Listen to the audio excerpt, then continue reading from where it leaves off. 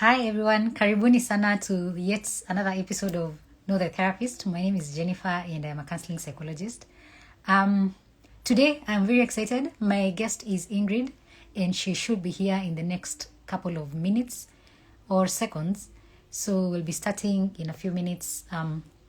If you've not yet gathered your things, you've not picked up your cup of tea to keep you company, your notebook, your pen, this is a good time to do so. So I'm just adding Ingrid to the live and she'll be here in just a second. So yeah.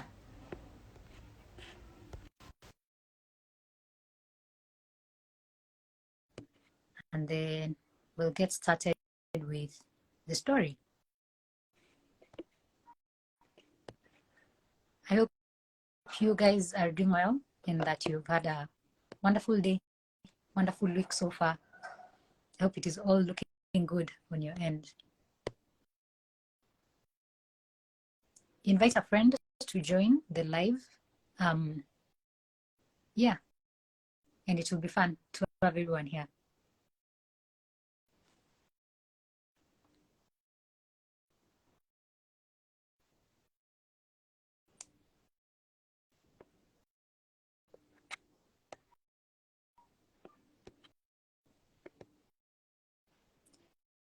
Just waiting for Ingrid to get settled into the live, then we'll start. I think there's an internet issue. Ingrid, are you there? Yes, I'm here. I can see your video loading, but I cannot see you, unfortunately. I can see you too. Oh, you cannot? No, I can't. I guess there must be an issue somewhere because very live.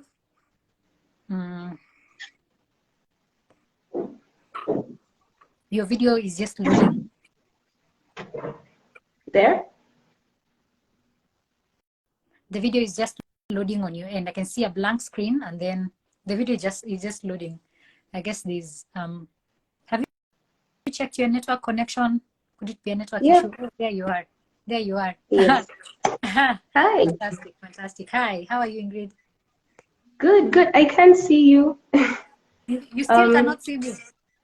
Yeah, maybe turn on and off your camera. I did that. And I can see you. Everything is very loud and clear on your end. I can see you very well. I guess it will show up in a second. So just give it a minute. Okay. Yeah. Hopefully it will show up soon. Are you on a laptop or on a phone? The phone. Oh, okay. Then it should show up in a few seconds. But I can see you and I can hear you. And I am sure our audience can hear and see you clearly. If you can, please let us know. Wayua Wambua, Latim Papi, please let us know if you can see both of us on the live video, live and clear and loud enough. So yeah. Anyways, as we get started, maybe yes, Latin Papi says that he can see us and he can hear us both clearly. So I guess we'll have to make that do. Yeah. Okay, fantastic. So let me take this wonderful opportunity to welcome you, Ingrid, to Know the Therapist. To everybody who is just joining live, my name is Jennifer and I'm a counseling psychologist and I'm also the host of Know the Therapist.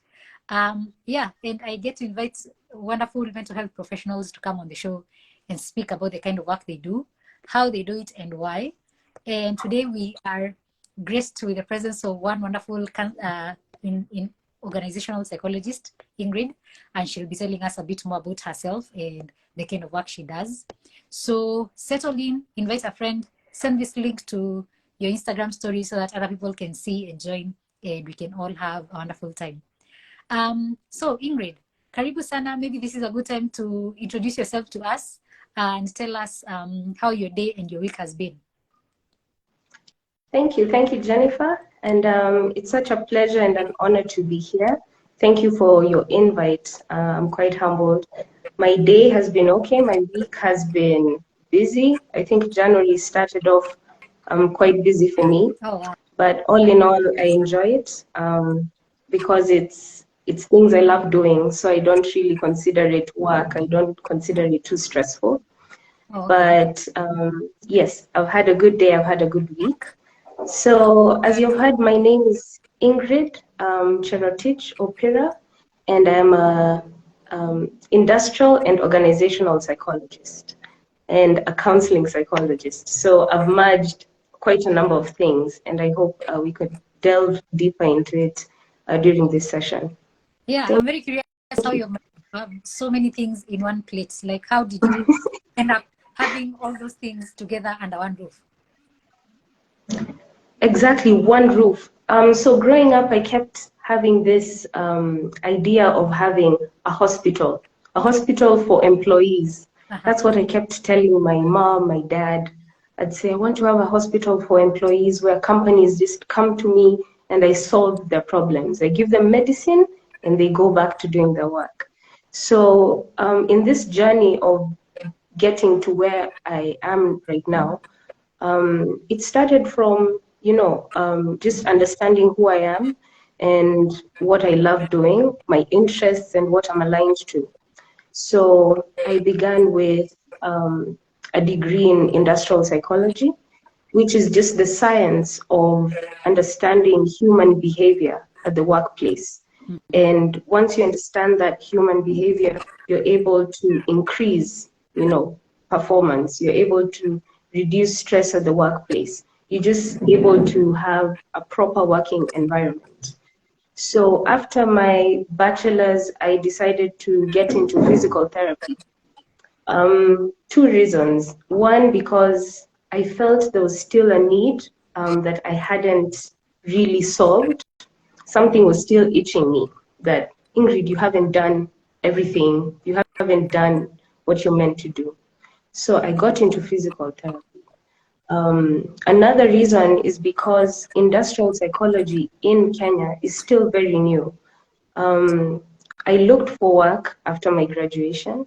I did search for placement. However, I kept being referred to go back to human resource, going back to the Institute of Human Resource to do a diploma. So I wasn't quite comfortable with that. And I decided, okay, let me continue with my passion, which is also physical therapy. Fun fact, when in high school, I used to massage people. I used to massage my classmates during, like preps, after maybe sports games. And with time, a few friends would tell me, do you remember you used to massage me when I had a headache and, shoulder aches? So without knowing, I was just gravitating towards what was my purpose. So after that, I did a bit of certification in counseling because psychology just teaches you the theory bit, but counseling teaches you the practical bit. So I wanted to merge everything together so that I have a proper understanding on how to deal with people at the workplace and just in general, how I carry myself, my demeanor as a therapist, and how I could just help people, fully. So that's how I got into what I am now, doing this and that. But I have come to integrate my skills and just my skills, my values, my IP. I've come to integrate all that into Ingrid, the brand. Oh, Yes. wow, that's quite a fascinating story. I'm very curious. When you started, you mentioned that you used to tell your parents you wanted to have a hospital for employees. What was informing that? I mean, being a child and knowing that's a thing. Where was that coming from? Well, I'm very interested in systems and, just the cogwheels of work, systems and procedures, steps, processes. I love performance and productivity, efficiency and discipline while you're at it. So how do you perform at your peak while still being efficient and using the resources around you? Yeah. So I grew up in a family that was very hands-on in the sense that my parents were entrepreneurs. I'd be thrown into that space whether it was in catering or in farming. So I would just see the way the body is a machine. It's a machine and it continues working. But how do you make sure that you, the machine, are working at an optimum level, but still contributing to your, community, to your family, to all that, still having like that work-life balance. Yeah. So, and then again, we spend most of our times at our workplaces. And now the dynamic has changed. We work at home, we work on the road, on the move. So how does that influence me as a therapist also? How do I come up with ways to make sure that I'm giving you a proper service and you're just having an optimum kind of output performance? Yeah. Yeah. Yeah. Mm-hmm. Who was the biggest influence for you to, because now you've mentioned again your parents were into entrepreneurship and everything. Who was your biggest influence in that environment? Ooh, I think both my parents, honestly, both of them, because they were in two separate fields, but the work ethic they had and just the discipline they had, they imparted so much wisdom in me. And I could say, I would like to say a culture was developed where I respected work without discriminating the kind of work. So I respected work and I respected the output. So according to the definition of WHO on mental health, they mentioned that as long as you are able to put in the effort and see some results and still be able to contribute to the community, then you're at a peak, like a proper mental health state. So coming to understand this later on, after studies, after experience, I got to connect the dots that my parents were actually a very big influence in how I view work and how I view results of work and ethics also. Yeah. Is that one of the big things that led you to becoming, because now you're not only an industrial psychologist and a counseling psychologist and a physical therapist, you're also a business person. So do you think it might be obvious that yes, that was one of the things that led you there, but what has sustained you in that place, doing all these things all together, what keeps you going in those 3 dimensions and other things that you do? I believe humans are dynamic, we change, we adapt, and we're very malleable. It's us who put constraints on ourselves. We're quite rigid in our thinking that, oh, I could not do that, or that is not for me. The biggest question I ask is, have you tried? Like, have you really tried? I found myself in sales. I found myself roasting meat for people, roasting chicken and selling potatoes and selling, things like that. Because of times, because of situations. So how malleable are we? How flexible are we as humans, as a people, as a population, to try things and see how they fit into each other? So in my case, if you take a step back and you look at it, it all evolves around wellness. So from my personal initiatives as a therapist to the initiatives I have with other professionals, they all surround wellness in one way or the other, whether it's mental wellness or physical wellness. That's fantastic. That's fantastic, because then again, as you're saying, one thing leads to another in most cases, because the skills that you learn in the process are skills that build on each other. I don't think there's one that you can spend your time, but it never paid off. It doesn't have to pay off independently, as long as it builds on something else and makes you a unique person, I guess. That's the thing I would go for. How long have you been doing this work? Because now, then again, especially for your case, you're doing a lot of stuff. So I'm curious, how do you, because many counselors, when they ask how long have you been in the field, they find that question difficult. I wonder how you would answer that question in your case. How long have you been in this field? Oh, wow. I think I could say from 2015. Okay. That's when I think properly began this. And that's just about the same time I was completing my studies in physical therapy. Yeah. So the physical therapy was easier to get into. Even the jobs, even the works that are around are easier for physical therapists. But we have to understand that psychology doesn't leave us. Like, we are part and parcel with psychology, the psychology of everything, actually, whether Yeah. it is clinical, whether it is health psychology, or even organizational psychology. It is part of us because it is about the human behavior, human understanding. Yeah. So just the integration of everything began in 2015, where I got attached to different organizations. I'll mention a few. Dusit Hotel, Dusit D2, I worked there just a bit, and also the airport, JKIA. So there I gave my skills and my time as a therapist, as a psychologist, because of what I got involved in terms of management.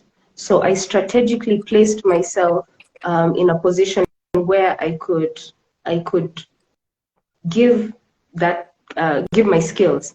Give my skills. Whether I'm a physical therapist, so if I was needed to go help a therapist with something, I was there. I was on ground. If I was needed as management, I could also pull my weight. Yeah.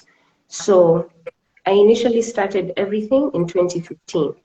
But then again, it's a journey. It's a journey that continues and continues. As I continue working with people and organizations, I get to learn, oh, I need to add on this skill. Yeah. I need to go through this training. I need to involve a different professional who can come in, because I can't do everything.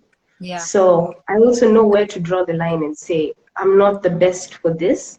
I have someone else, or I need to look for someone else to work with. Yeah. How did you because that opens a lot of questions. As mental health professionals, we have this need to know things and to know a lot of things. And Yes. there's a thing of some sorts that goes with being a mental health professional, that when you don't know something, it's like, how could you not know this one thing, Mm-hmm. And so there's Mm-hmm.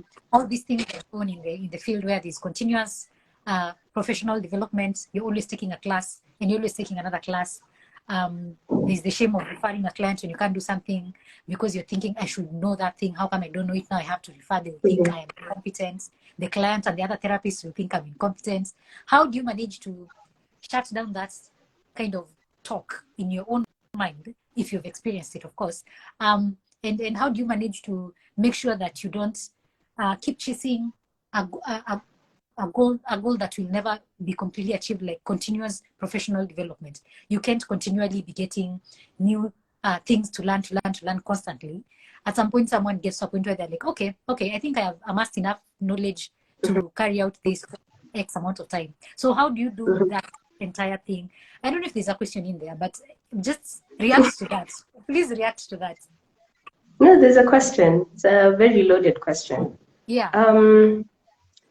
I usually think in this way, from start to finish. And start is from where I am, from me in this case. So what does Ingrid like? What is Ingrid comfortable doing? Yeah. What is Ingrid equipped with? What are the resources around Ingrid? So just biting what you can chew, because that's the only way that you can be an effective therapist, an effective person, professional, by being a master, literally being a master in what you can do, knowing it inside out. And then that way you can actually free up your mind, because honestly, our brains are quite large. We carry a lot. We can carry a lot of information in our brains. There's no limit. So it's just mastering, taking it step by step. I can say that it wasn't overnight. I didn't do all these studies overnight. I didn't experience what I've experienced and worked with people overnight. It's taken a lot of time. It's taken also a lot of rejection that I've had to deal with. Rejection where I know that, oh, I'm not seasoned enough to actually help this person, you know. There's also that intuition that we all have, you know, that little voice that tells us, you know, you need to be more ready or readier, you know. So you need to pull up the socks, or you need to involve someone else who knows better. So I believe it starts from the self. Those questions, all that, and understanding that it's a process. I won't get to where I want to get overnight. Yeah. So just enjoying the process and taking it all in. Yeah. Yeah. I think, and you've touched on something that's quite important, the self-awareness, knowing what you like, what you not like, what aligns with the goal you're trying to achieve, what helps you get closer to the things you're trying to get in life. So I guess, I guess there's a lot of self-awareness that is required for you to walk sanely in this journey that you're on as mental health professionals.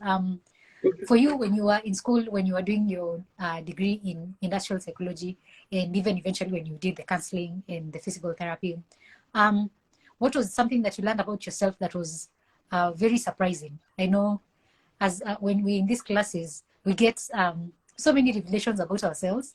It's like free therapy of sorts, because you get to be like a group therapy with other counselors just like you. So what was your experience, and what did you learn about yourself that was either surprising or anything? What was it? I think for myself, I got to learn that I can be patient. And it's something that I've had to also develop. But there's a thin line between patience and being complacent and, you know, being a doormat.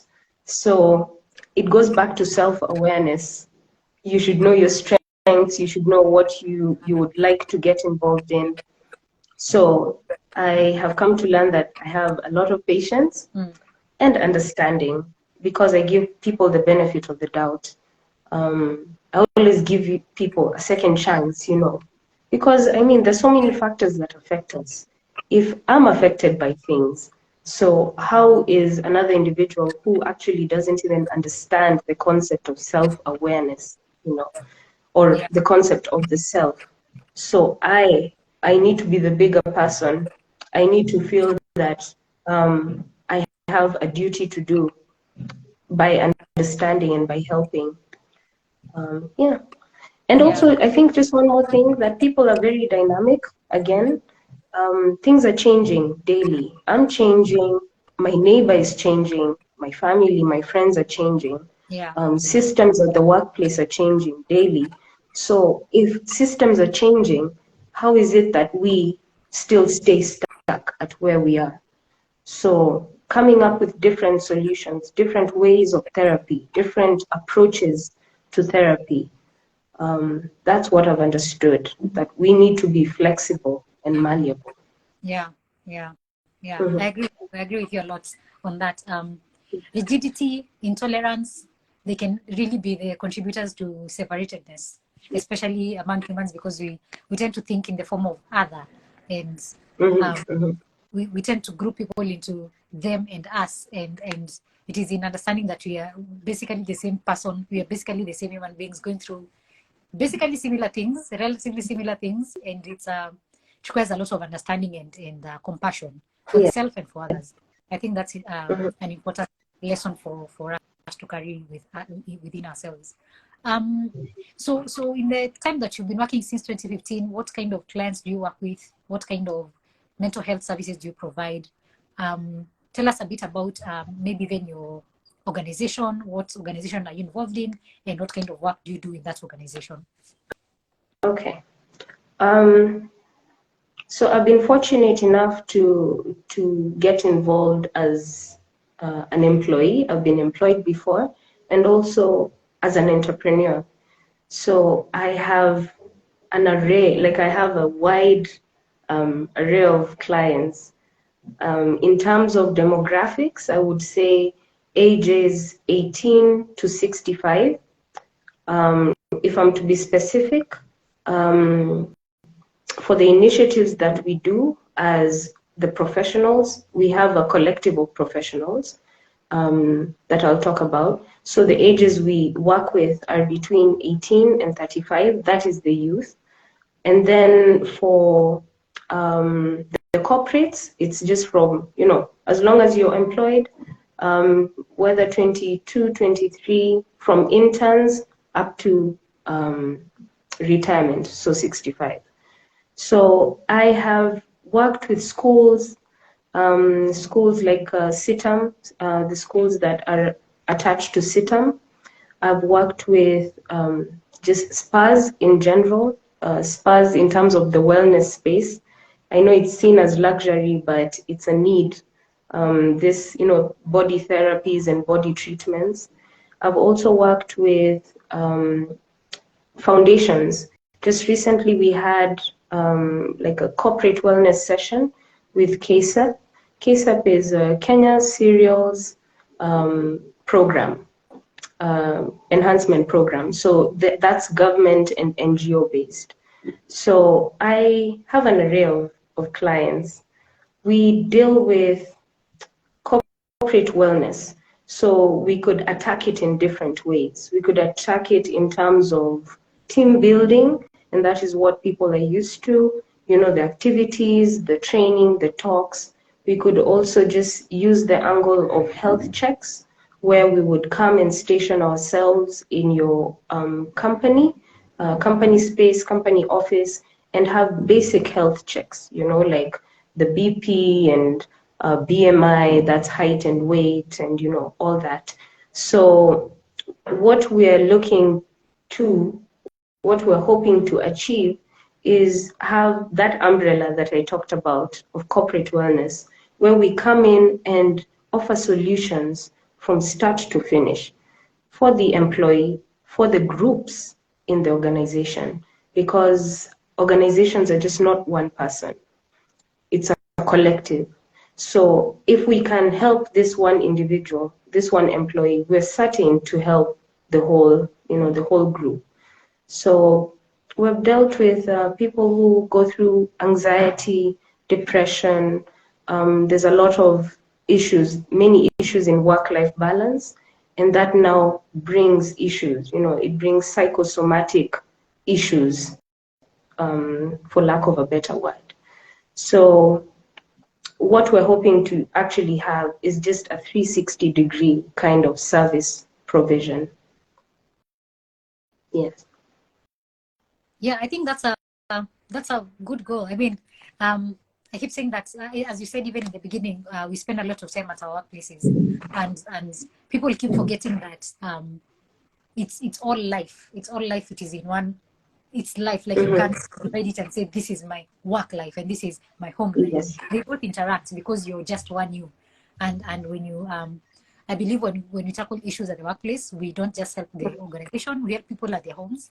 Because I have worked as a workplace counselor, so I have had the experience of helping people deal with things from home that management will not know. Management will be like, oh, help them deal with workplace problems, how to be with their teammates. They forget that these people are brothers, sisters, parents, spouses. They are individuals out there, and they make an impact in the places they go. So yeah, I think that's a really a very good goal that you have with your initiatives, and I wish you nothing but the best. You are doing great work in that front. It's really if I could add something, this narrative that people have at the workplace, especially coming from either the managers to the subordinates. It's a common phrase that once you get in, leave your problems, your home issues outside the door, like leave them at the door. At the door. But there's no way you can separate work and life, because work is part of life, and family is part of work, and work is part of family. There's no way you can really separate those two things. So how are you integrating them? How are you trying to get a harmony in your work and your lifestyle per se? So how are you trying to get that? And it can come from you as the individual, but there's only so much that you can do as a person. So are Yeah. you getting extra support from your employers? Are you getting extra support from your, your friends, your family? So Yeah, and I there's no think way you can separate. yeah, and I think it's a desire to compartmentalize and also to place blame outside of sometimes the organization Yes. and outside the person who's saying such kind of phrases, because I think Mm-hmm. it's like something where parents and teachers always have this tug of war going on. The teachers should take care of the students, parents should take care of their children and bring them when they're well mannered to the school, and Mm-hmm. like there's that tug of war because nobody wants to take responsibility over the thing, and because taking responsibility means that you'll have to do something, you'll have to change, you'll have to incorporate things in the workplace that help the employee Yeah. become live better, do better. And sometimes also we want to throw money at problems because we think that money solves all problems. So there'll be the Mm-hmm. desire to give people monetary incentives so that they become whatever kind of employees we want them to be. So I think there's a lot of throwing blame and Yeah. throwing and trying to compartmentalize problems and people, which cannot really happen because again we are humans. There's only one you. I think work-life balance is an oxymoron that we need to get a better place. We need to get a better place for. We could say work-life integration, Yeah, because just work-life imagine. harmony. Yeah, because Yeah. it's all Yeah. life. Every one of those things that you're doing, that's it. That's the life. There's no other life you're gonna live, go and live after you've left work. It is all in Mm-hmm. one basket. So I guess we just need to Because get better. Yeah, because please carry on.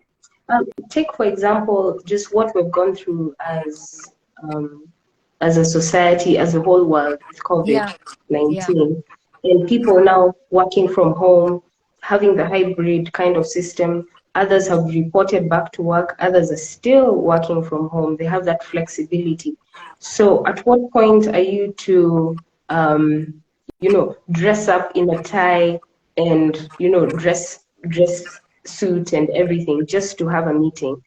Or are you going to have pajamas at the bottom? If you're on phone, are you going to yeah, stand like, like a soldier just because you're speaking to your boss? yeah. So there's no, the line is very thin. The line is very Yes, thin. But how yeah, can you, at the end of the day, what are you seeking? What is the organization seeking? yeah, Results, and they want just good performance and just progress. So how can you still do that even if you're on the move, even if you're in the forest, in the bundus, yeah, if you're a backpacker? How do you still have proper work ethics and just perform, have yeah, high performance? Yeah. yeah. Mm-hmm. Yeah, I think that's a good thing, and also it helps with clarification of, again, as you said, the work. What do you want? So knowing Yes. what you want makes clarifies a lot of these things, so that you don't have to have this bureaucracy and Mm-hmm. expectations that are very rigid. That you have to do this and you have to do the other thing, and people just feel like they're in prison. So yeah, Yeah. I really like that. I really like that. I really like that at all. So thank you for explaining the kind of work you do and the kind of people you work with. I think that is Mm-hmm. important for anybody who is out there and they would want to work with you. That is a good clarification. Um, I want to switch gears a bit and go a bit personal because I think we are supposed to help demystify the Yes. mystery that is mental health and mental health professionals. So for you Mm-hmm. personally, what has been your experience with mental health issues, mental health challenges? What has been your experience? Have you gone to personal therapy? What was your experience with personal therapy? Tell us a bit more about those two things and how they have impacted your life and your work. Mm-hmm. I think in this, in my initiative, in my vision, in my work, daily, there are things that happen daily that just assure me that, Ingrid, you're on the right track. Ingrid, you need to continue because there's someone out there who actually needs your help. I'll give a few examples. The unfortunate incident that happened at KRA, the unfortunate incident that happened at PwC, where we had two of their employees commit suicide, you know. because of depression, because of mental instability in one way or the other. So every day things happen, and I'm just like, we need to create awareness. You tell people what mental health is, and they think that is Madari. That's the first thing that comes into their minds. They're like, Madari Hospital, the crazy guy walking on the road picking trash, the lady who's screaming at the top of her lungs in town. You know, that's what they think mental health issues are. But mental health issues have different faces, not one size fits all.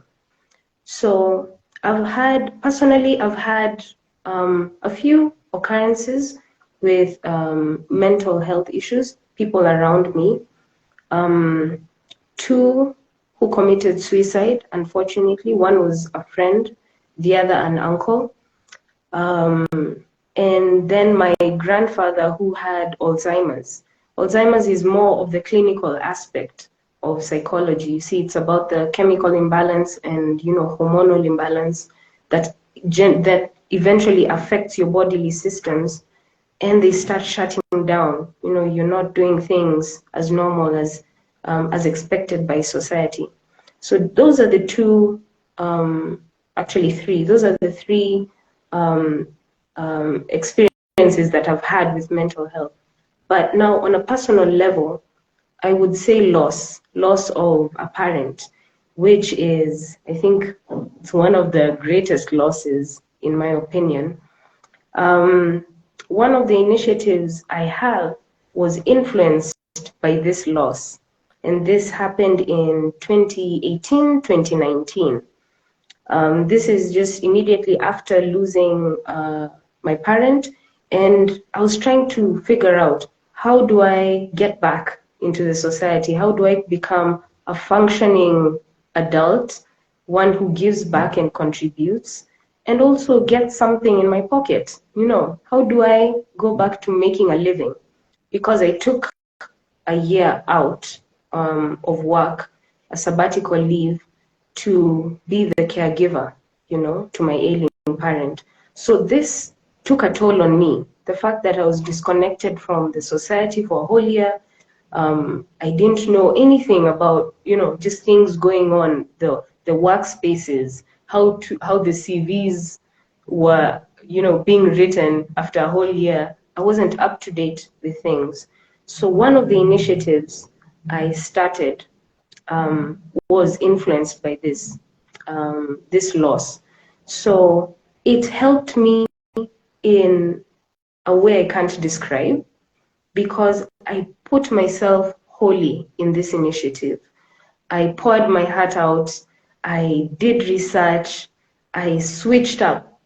The Ingrid from 2018 up to now is a different Ingrid, you know, from 2018 working backwards, because there was a whole mental shift, positively, I might add, because I knew I hadn't, you know, completed my work, my purpose. I knew I still had work to do. I still had things to get going.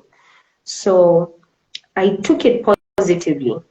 I know it's quite hard to imagine, to even believe, but I knew there was something better. I knew it is part of life. Loss is part of life, and I just need to keep on pushing on, you know, a day at a time. Days would feel like months. Days would feel like nothing, you know, things aren't becoming better. But, you know, slowly by slowly, things started opening up. I started experiencing love from friends and family, and also just people I didn't know. They would get to hear my story, and they're like, how can I help? How can I be of assistance? Can I support you in this initiative? Can I support you in this business? So allowing that, sitting with the fact that I've gone through loss, and that it shifted my thinking completely and how I carry myself. So just embracing that and learning that this is now a new way of life. I think it worked out positively, I might say, and I'm glad it did. Wow, I'm so sorry for your experience, for your loss. Yeah. I don't think anything prepares you for loss. Yeah. We can read all the books, we can become the counselors that you want to be and deal with loss, but until it happens on a personal level, I think nothing prepares you for that. And I'm very sorry for what you went through, and I'm also very happy that you managed to pull yourself out of that place and get to where you are right now. As you said, for you, you feel that there was a positive outcome out of it. At the end of the day, you didn't it didn't drown you, and I think that's a really commendable place to be at. And how you've mentioned friends and family and people who came, even strangers, to give assistance and everything. Did you at any point get any mental health services? Have you been to a therapist yourself? Have you sat on the other side of the couch and been a client? Yes, I have. And it only happened while I was studying for counseling, because it's part of coursework. So I don't know, I never thought about seeing a therapist. Truth be told, I never thought about seeing a therapist. I also had that stigma, I feel. I had that stigma that, oh, I think I can do all things. I don't need help. I am therapist enough. That I can sit and reflect. If I can help someone else, then I think I can help myself. Let me use those skills on myself. I know, but once I experienced it, it just changed everything for me. Honestly, I felt a load lifted, because I knew or that I can get. There is available, affordable support that I can get. There's a professional whose work is to sit, listen, and take me through my issues and help me navigate and find solutions, workable solutions. So I was mind blown when I I wish I started this way before. And let me just sisitiza, let me just hit the nail on the head that it doesn't matter if you're the strongest willed, if you're the person who has the strongest will in the room. It doesn't matter if you're young, old. I mean, mental health is not biased. It affects anyone and everyone, whether you have money or not, whether you have resources, you have networks, whether you're single or you're in a relationship. Doesn't matter the gender you are, it will affect you. And what one issue does to you might not have the same effect on me. So knowing this basic understanding is I think it's very important, because it helps people know that, oh, even if I have career issues, I'm not sure what career path to follow, I could actually go see a therapist, a therapist who's relevant, a relevant therapist. So that's why in our initiatives, part of what we do is education, the basic education, basic advocacy and awareness. Literally the description of what is mental health, the description of stigma, types of mental health issues. I'll give an example. In the early 90s, we had this initiative about HIV and AIDS. I remember we were given a video to watch about HIV and AIDS, and Tuju was the presenter, if I'm not wrong. I remember the one for syphilis. There was one for syphilis and gonorrhea. I remember that for syphilis in high school. Exactly. Very traumatizing. So HIV, AIDS, and STIs. I mean, they made sure they pumped this information into the society. They made sure we were flooded. I remember watching this when I was, I think, 11, and I was so shocked. I was like, never, I think I'll become a nun. because And the you one, know and the one where they were using. and Yeah, she I went to think high school. they were using the Fear, tactics, different yeah, just tactics to fear scare tactics and us. manipulation. It was just bad.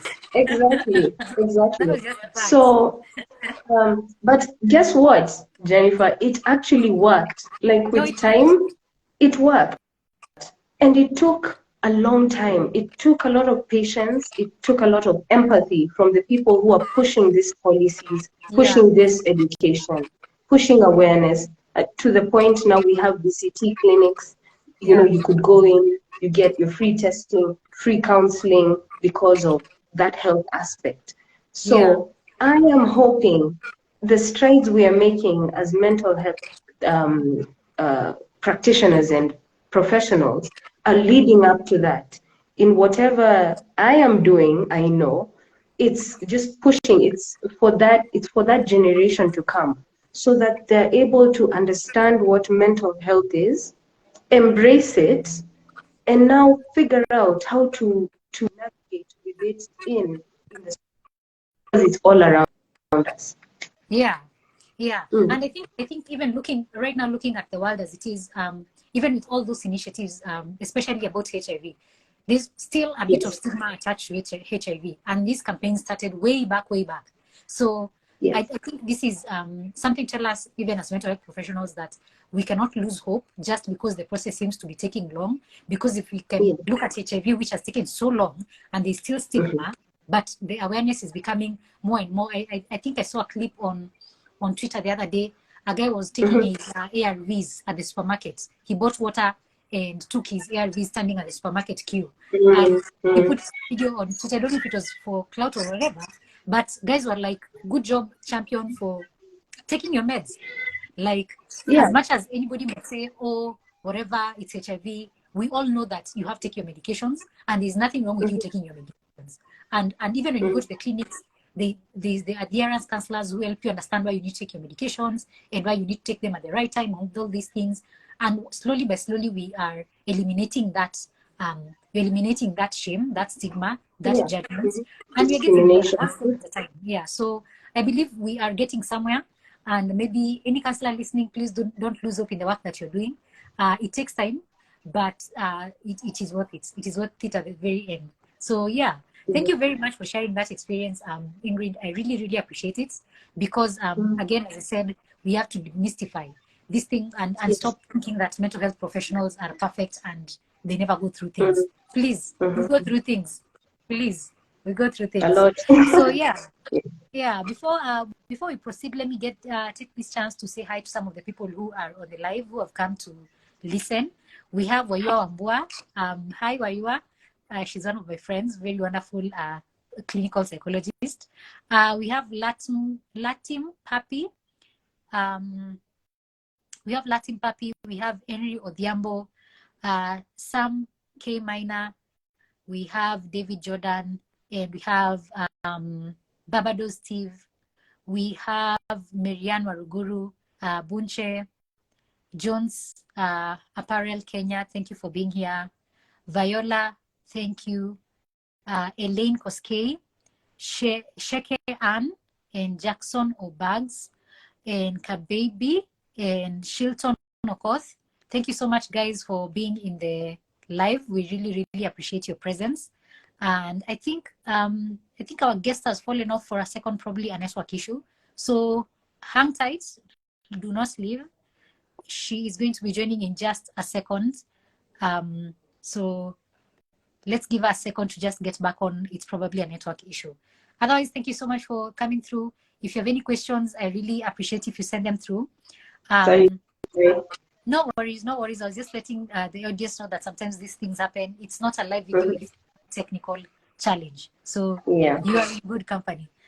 So yeah, thank you guys for coming through so far. We really appreciate your presence, and yeah, keep sending any questions or comments you have in the comment section, and we'll check them out before we end this live.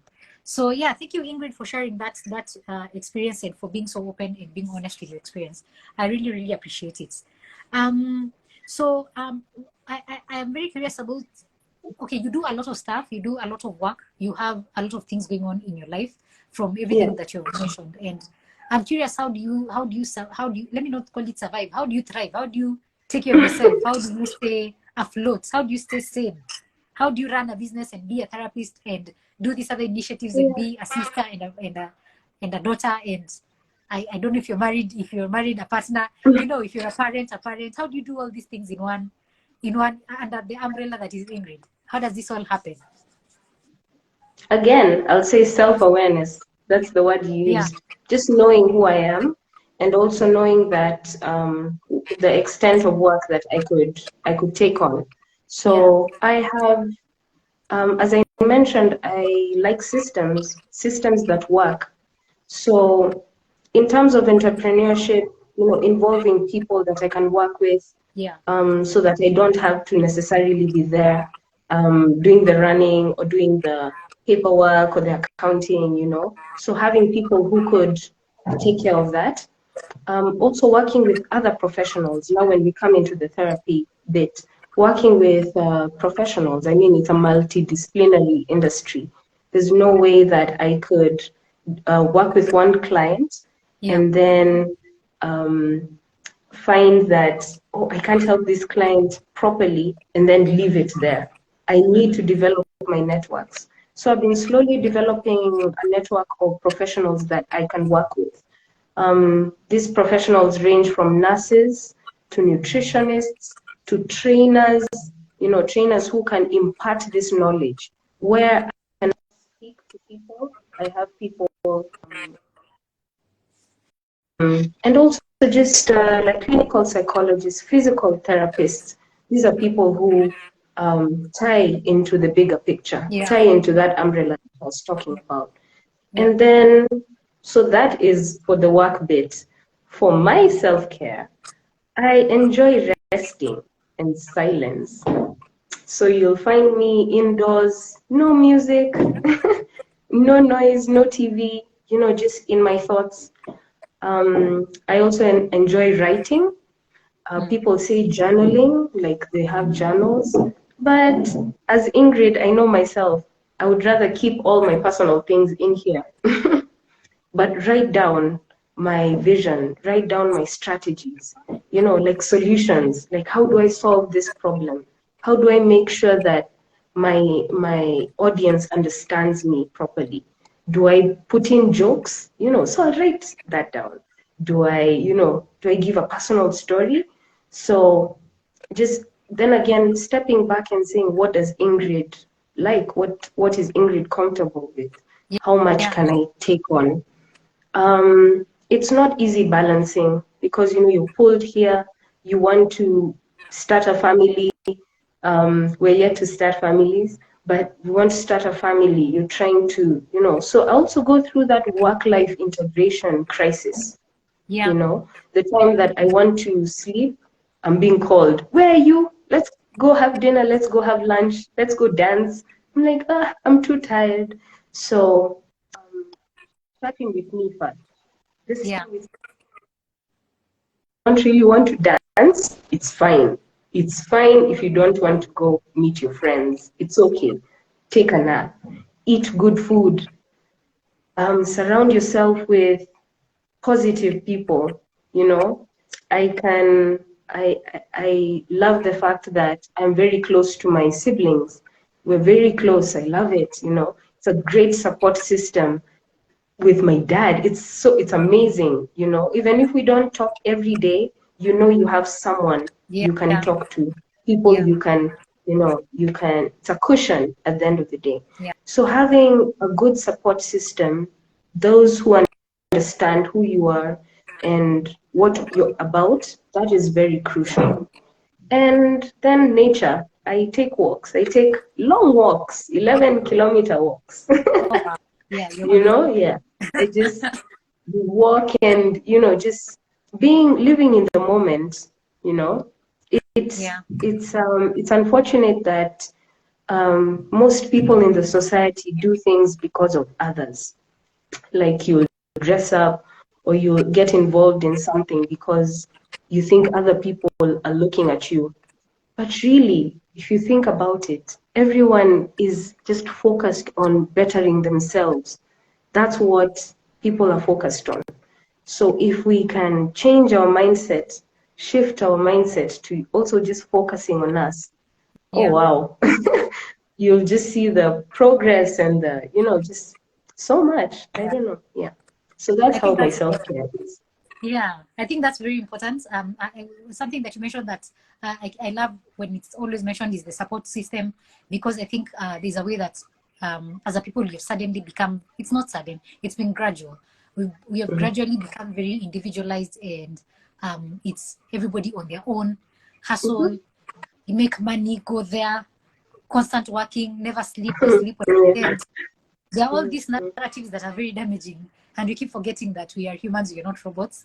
And even robots shut down for maintenance. So you can't keep going. You can't just keep going. You need a support system, because it's proven that relationships are the thing that bring us the most happiness in life. So healthy relationships are number one, and rest. Please rest, people. It's 2023. Yes. Please rest. Nobody's chasing you. Just rest. Just rest, please. Imagine, can I give you, just let me whisper. Let me whisper. You will find me taking naps at 3 p.m. As you should. As you should. Like if I'm free that day, you'll find me taking, and people call me and say, you're asleep. And I'm like, eh? Because I was probably maybe working at 2 in the morning. Yeah. So just learning your body also, listening to your body. If you feel that, no, tonight, 8 p.m. will find me in bed, please go rest. Because you'll wake up so refreshed. You'll even wake up probably at 5 or 4:30, and you'll get your day started. You'll even, you'll complete your tasks. I usually advocate for, writing down your, thought process, write it down, and then tick it and see your progress. If you haven't finished, carry it forward to the next day. Tick it. That's self-examination. That's evaluation. Just seeing your progress. Yeah. I think that's very important. That's a very important message. We are coming very close to the end of this live, but there are 3 questions that I can't let you go before you've answered. 4 actually, and one of them has been contributed by one of our audience. So I want to read that. I ask this first question. So the first question I have for you is something that we spoke about in the very beginning, and it's the way that you seem to have created your own path. You've carved your own path career-wise. Like you have not gone on a very conventional path when it comes to your career. You started as an industrial psychologist, and then somehow you did counseling, and you did physical therapy, and at some point you're doing something else. And there's this mentality that most students who are going to school, counselors who are in grad school, they are about to get their certificates and graduate and come out here and practice. There's the idea that when you graduate with a psychology degree, you're supposed to sit with a client and do one-on-one counseling. But for yourself, you've proven that you can go ahead and carve out your own path. So what word of advice do you have for people who feel that maybe one-on-one therapy with clients is not the thing they want to do, but they feel like they are stuck in a box where they are expected to do one-on-one therapy with clients just because they have a psychology degree? What would you tell them about carving their own space and blazing their own trail? What would be your word around that? I'd say write it down. Like write down what you envision. Because at times we don't find a course. I'll give this example. You don't find a course that has everything.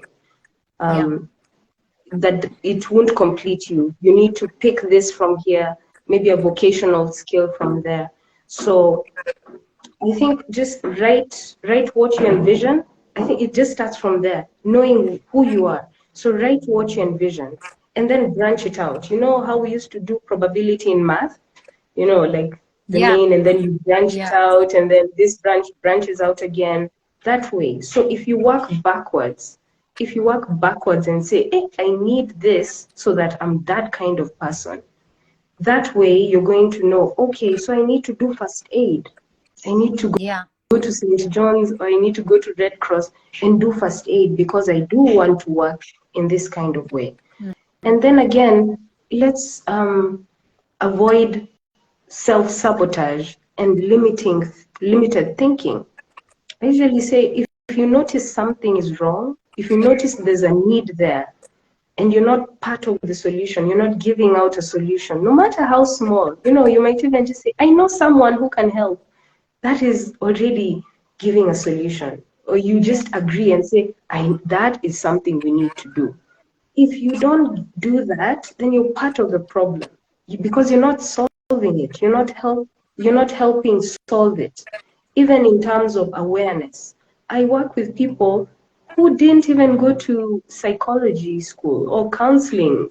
They've never attended anything to do with therapy, but they believe in the initiative of creating awareness, creating that, community education, social education, so that people get to know that, okay, this is what is affecting us and this is how we need to go.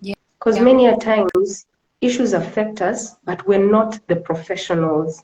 We're not the professionals to solve it. You might have your car break down, but you're not a mechanic. So what do? You take it to the mechanics, or you have the mechanic come to you. Same analogy. If you feel the need of doing something, chartering your own path, it's very possible. And no one can stop you, really. No one is going to stop you, because as you continue, you'll get to know, okay, I need this kind of resources. I need to either brush up my skills, or I need to involve other people. So the thing is to just do. As you're doing it, as you're thinking about it, you find yourself gravitating towards the things that are actually for you. If you're true to yourself, if you're true to yourself, you find yourself just going. I think that is important. I found that even with the counselors that I speak to, especially young career counselors who are just starting out, it's like they want permission. They want to be given permission to do things. And the key thing I keep telling my fellow counselors is, don't wait to be given permission to start your own thing. Just go and do it. Nobody's going to take away your degree. A psychology is a liberal arts degree. You can do anything with that degree. So you're allowed to wake up and decide you're going to offer X kind of counseling to X kind of people, and nobody will tell you have to stop. So dear counselors who are listening, it is okay for you to create your own career. It's okay for you to use your degree to solve the problems of the world creatively. It is okay for you to blaze your own path. Do not wait for anybody to give you permission. You already have the power to read. As long as you've graduated and you're registered with KCPA, you have the power to read. So, also, I would say that just because you have a psychology degree doesn't mean that you're stuck at counseling. No. Literally, Google. I'd advise the audience to Google. Just Google. Even careers in psychology. You'll be mind blown. You'll be mind blown. I've actually done a video. You'll be mind blown with the things people are doing just because of their psychology degree. You find people in management, in policy making, people in ambassadors, because guess what? Psychology is just the study of human behavior. If you're able to learn, and I know as a psychologist we categorize, we're like, this is this kind of person. I already know this type of person. So if you already have that within you, if you already psychology is in you, you can do anything, literally anything, even business, business. Very, very true. Very, very true. Thank you for sharing that, because I hope every counselor who is listening is going to understand that you have the freedom to become who you want, and you have the tools. So please make use of your degree. Don't let it sit in your folder, clean and unused, as it was given to you when you graduated. Please use your degree. There's somebody on the chat, Shilton Okoth. Yes, Shilton is asking, I am in the media space and I would like to pick your brains about how to deal with bosses who are stressors, considering my mental sanity is key. So, Ingrid, what would you tell Shilton about bosses who are stressors? How do you deal with them when your mental sanity is number one? Okay, thank you, Shilton, for your question. So in my experience, there's a divide between management and, like, let's say subordinate. Like there's that disconnect. for lack of a better word. So what I usually advocate for is EAPs. EAPs are employee assistance programs, and these are instituted by the institutions, by the corporations, by the companies. These are just programs that actually help the employees. So it covers all bases, from team building to stress workshops to addiction, talks and all that. These are programs that are meant to help the employees. So I know for a fact that Kenyan employers shy away from being too soft with the employees and, giving them this extra support. So what I would advise is using the channels that are already set in place. So if you have, let's say, if you have a counselor at work, even through HR, you find that you could put your complaint there, or you could put your suggestion. As a person, as an individual, as Shilton, you need to improve your communication. Learn how to communicate better. Communication is not only verbal, it's also non-verbal. So how you conduct yourself around your managers, how you conduct yourself among staff. Are you approachable? So be the person you'd like your manager to be. You'd like your manager to be approachable. Are you approachable? You'd like your manager to communicate just as well or as much. Are you doing your part? Are you communicating? Or if you're put in a departmental meeting and you're told, okay, anyone who has an issue, and you're just there in the corner, you're not contributing. So how are you bringing change? How are you making sure that things are better at the workplace? So using channels, using proper channels, and also involving professionals like us into the workplace through suggestions, through procurement, because I know procurement is the one that deals with, employee programs and whatnot, bringing on board people to assist. So including such professionals like us who can come and give talks, give workshops about this, and then break that bias, break that tension in the office. So that is the first step. The first step, as I said, is from you. Are you doing what you actually want your team members to do? And then work from there. Find the other channels. Communicate. Talk to departmental heads. I mean, it's a workplace. It's where you spend your time the most. So create that conducive environment first, and then things actually unfold and just become better from there. Thank you for sharing that. I think something else I would add, and Shilton, maybe you can also try this if it's possible. Developing allies at the workplace, your fellow colleagues, making sure that you're not working in isolation. Documenting things is also an important one, especially when there has been conflict between you and your boss. It's good to always have the documentation, especially on email, because email is relatively safe. Nobody's going to alter emails and wrap things that are not there. They can always be found with a good technologist. They always know how to find these things. So documenting is a good thing. I think it's important to document, and especially not necessarily just the bad things, but also the things that are, if it's, for example, you're working on a task that you've been given by your boss, who is a stressor for you, it's okay to ask for clarification, but maybe on email, so that the task that you've been given can be clarified. If there are questions, they can be clarified. If there are action steps that you need to take for your boss to know that you're still doing the task that you've been given, communicating deadlines, communicating expectations during the entire process. Maybe those are things. And of course, I understand there are some bosses that, you can never change your boss. They are who they are, and they can only be changed either from outside or if they want to change themselves, but you can't be the one to change your boss.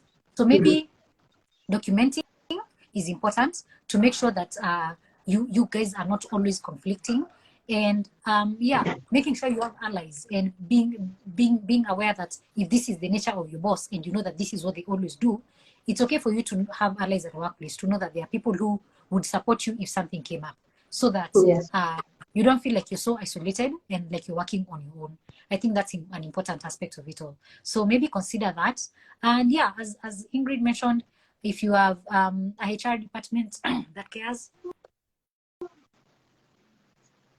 yeah, if you have a HR department that cares, please talk to them, see what they say, and yeah, move forward with it. I think that's the easiest way to handle it. So yeah, let us know how it goes. These things are never one answer. There's never one straight answer. So it's all trial and error until you find something that works. So yeah, thank you very much for sharing. As we come to the end of this session, Ingrid, maybe you can let us know, there are people who are maybe listening. They do not have access to a therapist. They do not have access to, maybe they don't have the finances to see a counselor, or they don't even have the time. What kind of resources would you recommend that they use to help themselves on the journey of becoming more self-aware, becoming more mentally healthy? If it's at the workplace, what are some resources that you think employees can make use of to make their work better? Anybody who's listening, what are some resources you would highly recommend that they have a look at? Okay, so first of all, I would recommend, I know social media has everything and anything, but I truly recommend social media, and just getting to follow the people who are actually credible, because you can see their credentials and their credibility through their works. Also just organizations. So I'll speak for organizational psychology. There is CEO. That is the Society of Industrial and Organizational Professionals.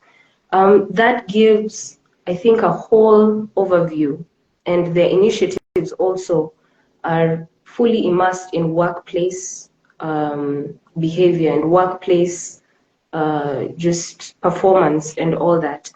That's a very good resource.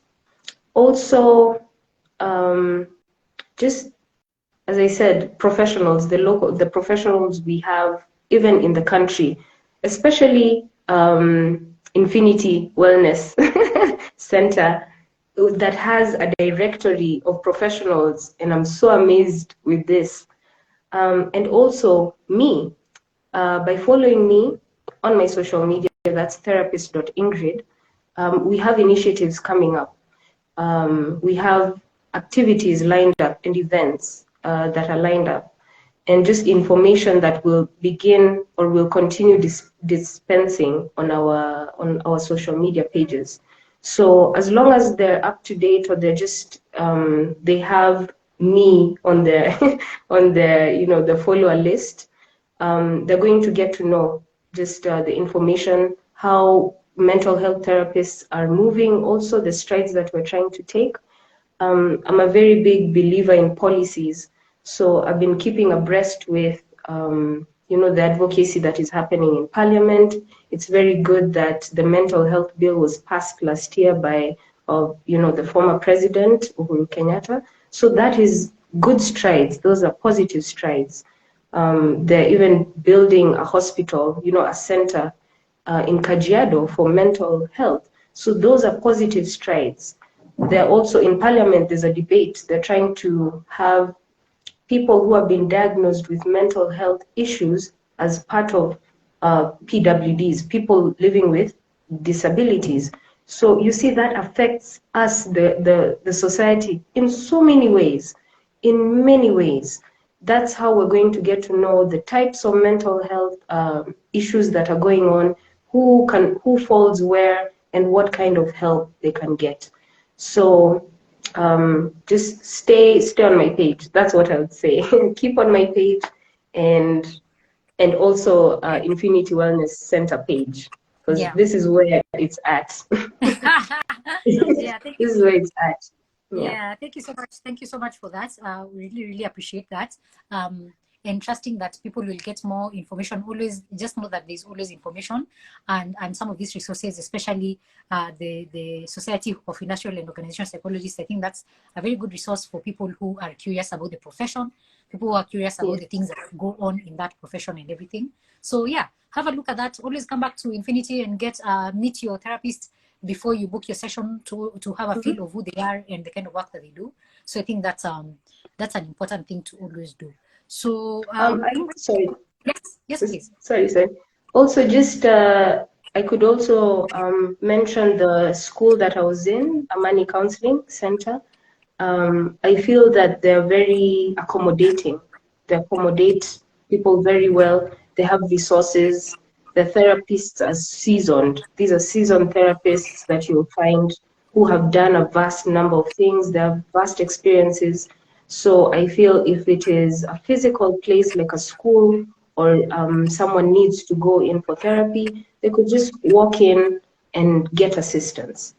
Yeah, that's very true. That's very true.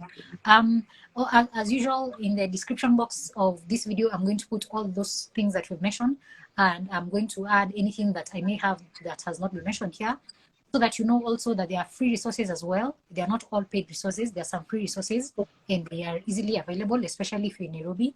The NMS initiative is really a good one when it comes to mental health services. So I'll link all that information in the description box. Have a look at it. As we come to the end of this conversation, Ingrid, how can people reach you if they're looking to work with you, either for one-on-one therapy sessions, or if it's an organization that's looking to work with you? What is the easiest way for them to reach you? I think the easiest would be Instagram. That's where I found most people reach out to me. People from Kenya and also around, people from Rwanda, Uganda. So just through my page, people could reach out to me directly, just inbox me. Also via email, I'll share the email. Ingrid Wellness Consulting, yes, I'll share it. And also physical location, they could find me in Nairobi, the CBD, at Rehema House, 5th floor. Yeah. So they could find me there at High Energy Consultants. So that's where we as a collective meet up and do our work. Us who are, just wellness professionals, from therapists to nutritionists to nurses, that's where we are. So Rehema House, 5th floor, High Energy. Okay, fantastic. Thank you. Thank you so much for sharing that information. I am sure that somebody who's looking for you is going to find it very easy to find you, and that they will get in touch with you for your services in the corporate world, and as well as one-on-one therapy sessions.